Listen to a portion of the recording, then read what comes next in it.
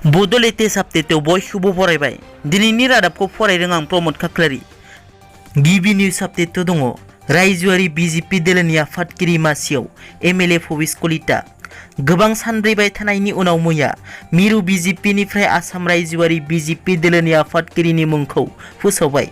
रङिया बिधानसभा बियाबनि एमएलए बारग' मन्थ्रि भबिस कलितानि मुंखौ रायजोआरि बिजेपिनि आफादगिरि महरै फोसावबाय। नैथियाव दङ चिराङाव सारअन्थाइ गावनायजों सासे सुबुंनि जिउ खहा।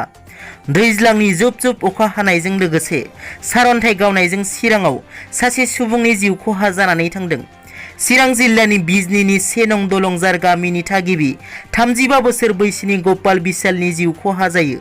मैया मोनाबिलि 5 रिंगासो समाव माइ आबाद फोथाराव खामानि मावबाय थानाय समावनो जुब जुब अखा हानायजों लोगोसे सारअन्थाइ गावनायजों जायगायावनो जिउ गोमायो। मिथिनो मोननाय बादिब्ला गपाल बिसाला साब्रै फिसानिबो बिफामोन। नाथाय दुखुनि बाथ्रा दि मैया मोनाबिलि समाव सारअन्थाइ गावनायजों अबथिरायै जिउ गोमायो।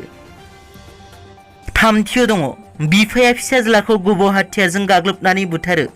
सनितपुर जिल्ला ढेकियाजुलि थेलारामनि पुलिस थानानि सिङाव थानाय रोहिणी बिल गामियाव साननो रोङै रन्जित मण्डल मुंनि बिफाया हरनि समाव गावनि 27 बोसोर बैसोनि फिसाज्ला इन्द्रजित मण्डलखौ गोबौ हाथियारजों गाग्लोबनानै फुथैयो। बिफाया गावनि असे फिसाज्लाखौ गोबौ हाथियारजों फुथैनायनि जाहोनाव गोथै देहाया सिथ्लायाव गोग्लैना थायो। जाथायखौ खालामनानै खारखोमाना थायो दुथां बिफाया। मख'नो गोनांदि 5 बोसोरनि सिगाङाव साननो रोङै बिफा दुथां रन्जित मण्डला गावनि आंगो बिसिखौबो नायगारै गोबौ हाथियारजों गाग्लोबनानै फुथैदोंमोन होनना मिथिहोयो गामिनि रायजोफोरा।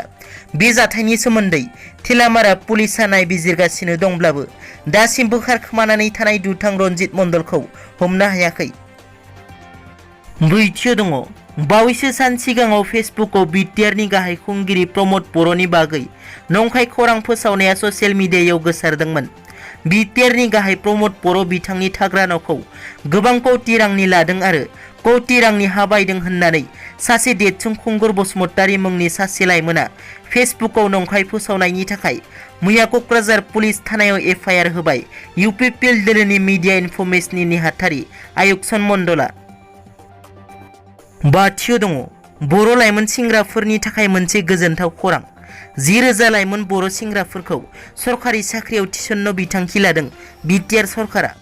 मख'नो गोनांदि 10,000 लाइमोन बर' सेंग्राफोरखौ रैखाथि बिफान पुलिस मिलिटारिफोराव थिसननो बिटिआरनि गाहाय खुंगिरि प्रमद बर'आ थांनाय शुक्रबार खालि हरनि समाव दिल्लीयाव थांनानै मिरु नखर मन्थ्रि अमित शाहखौ लोगो हमनानै गोसोखांलाय गथायदों।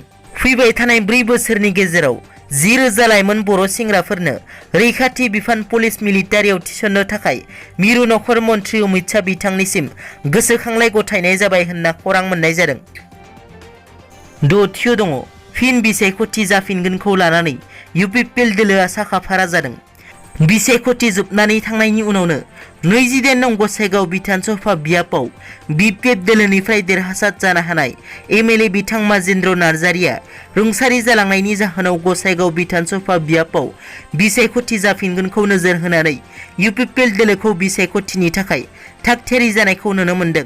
बेबादि मैया गसाइगाव इउपिपिएल दोलोनि मावख'आव गसाइगाव इउपिपिएल दोलोनि आफादगिरि बिथां जिरेन बसुमतारीनि आफादगिरि सामलायनायाव मोनसे जयनिं हाबाफारि जानानै थाङो।